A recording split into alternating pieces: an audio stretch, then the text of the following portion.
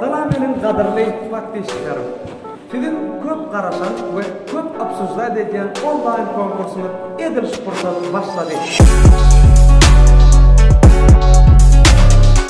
Elbette bilişiniz yani, men Kerim Mukaddes Qoradayın'da öz vaktişlerim için kiçikrajik bir teatr geldim. Bu Mukaddes Qoradayın'da olsam, men 20 tane vaktişimi yürekten degemirim.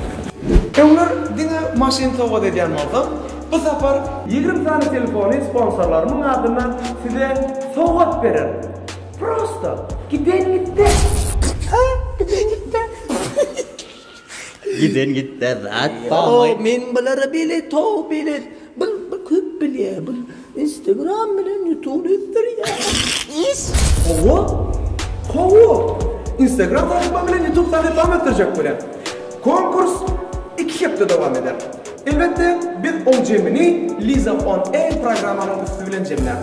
Eğer de Instagram bu videonu udalik eden yaqdayında onu random çisloda devam eder. 10 telefonu Instagram sahipamda, 10 telefonu olsa YouTube sahipamda oynar. Şertler düşündür de.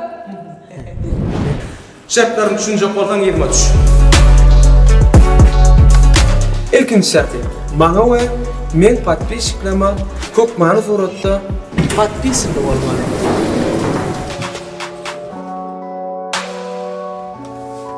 İkinci şartı, işte olsunu belirlemek gerek değil.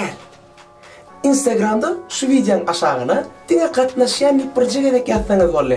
YouTube'da şu videonun aşağına katnaşyan ve Instagram sahipanı yazın. Düşündünüz mü? Ya. Düşünme ya. Üçüncü şart aytta. Üçüncü şartı. Benim profilime girýäňiz, şol ýerde gök çakat bardyr. Şoňa basýaňyz bolan mening YouTube kanalyma girýäňiz. Men YouTube kanalyma подписаться edýäňiz.